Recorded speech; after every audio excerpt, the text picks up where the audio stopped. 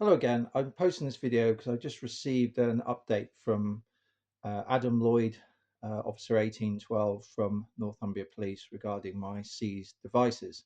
And I've pasted in his response in the description and my response to him as well.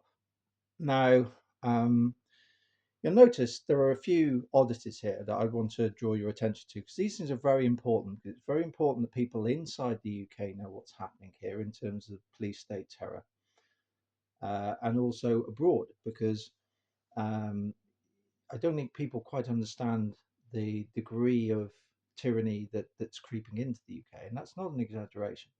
So let's look at Lloyd's response. Firstly, one thing to notice, we've made several calls to Northumbria Police, my wife and and um, sorry, something on the camera, um, and we have asked to deal with someone else because we have our own complaints to make against South Tyneside Council and uh, Rachel Hudson, the district judge who's made the allegations against me. Remember, she claims harassment. Harassment pertains to nothing more than holding her to account for presiding over um, corruption, unsigned witness statements, statements of witnesses is claimed to have never seen, the cultural genocide of my younger daughter, the stripping of her heritage. So, if raising these things is harassment and telling someone you're going to have to go public on that when they refuse to engage on it, uh, whilst watching the immense damage that's had on our younger daughter, and not to mention my wife as well and myself, um, then so be it. It's a very dangerous society if you're allowed judges to be gods that are unaccountable. When there's a good deal in this case for her to be held accountable for. And I also wanted to make complaints about the FCA, harassments on them as well. But they have refused to engage on that, and we've logged various contacts with them. And we said to Lloyd, it's probably better that someone else liaises with us on this, given that you assaulted me in the back of your car. But he's refusing to budge on that. So you can see the level of police state terror we have and the degree of unaccountability and arrogance of the police, and really why they're starting to lose the consent of the public in terms of viewing them as something to be trusted, an entity to be trusted. The other thing, look at what he writes about the devices themselves.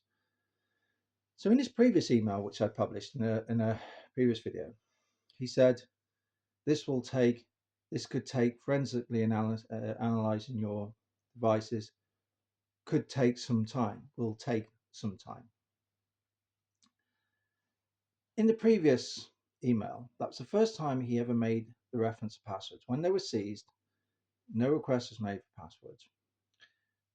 Also, when I was in custody, no request was made for passwords. He only made that request after he was chased for an update, which had gone on for well over a week when he responded. And he only responded when I made him aware that I was receiving support from the crisis team. It doesn't even care about that now.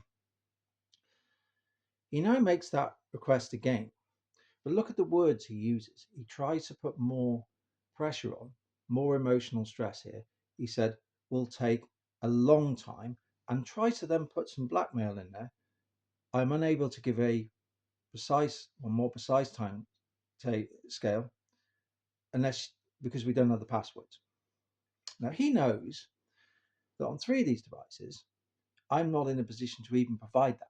And he's made no request to the people that are, nor sought to gain information of who these people are, of which he would have to make that request to.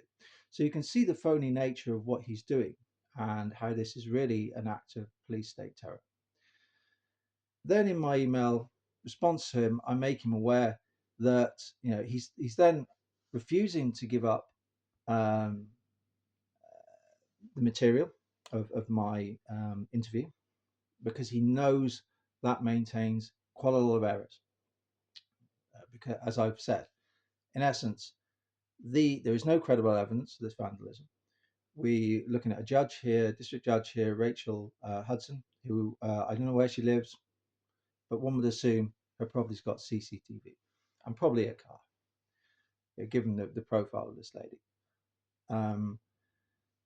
There is no evidence of that was ever shown. Just 2 images were shown. I was allowed to look for 30 seconds. And then I was not allowed to take them away or write anything down where I could go away and make my own investigations, such as the times, exact times they were putting to me. Strangely enough, the officer didn't have a pen, which is, again, it's police state terror. And I'm also made him aware of the fact that his colleague put it to me that after receiving a response from the court, when we raised issues about the statement, and they said case closed, judge will not comment. Surprise, surprise.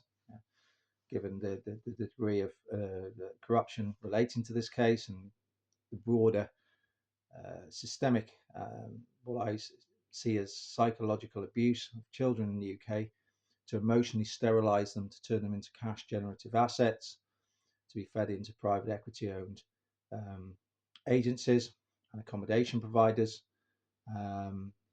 via long-term care orders, which is encouraging a system that destroys families rather than repairs families. Deeply, deeply corrupt and troubling. He's saying that I received that, his colleagues are saying, and I went back 2 and 3 months respectively in time, soon by a time machine, and engaged in acts of vandalism. So you can see why he doesn't want to engage. He is trying to put maximum psychological pressure to try to force me in a position where I reach a state of desperation and incur massive financial penalties and massive damage to my mental health. That is Britain. That is Rachel Hudson in the trade that she's part of. That is Northumbria Police. That is Adam Lloyd, Officer 812. That, I'm afraid, is police terror in Britain. Take care and watch out.